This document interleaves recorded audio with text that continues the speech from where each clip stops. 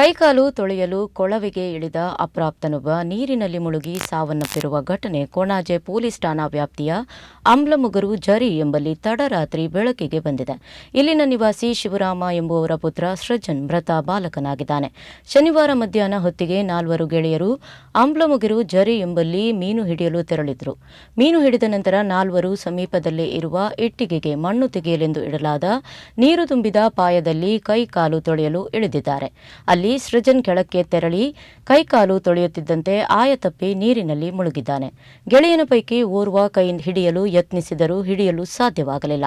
ಆತನು ಬೀಳುವ ಹಂತದಲ್ಲಿದ್ದು ತಕ್ಷಣವೇ ಆತನನ್ನು ಇತರರು ಕೈ ಹಿಡಿದು ಎಳೆದು ರಕ್ಷಿಸಿದ್ದಾರೆ.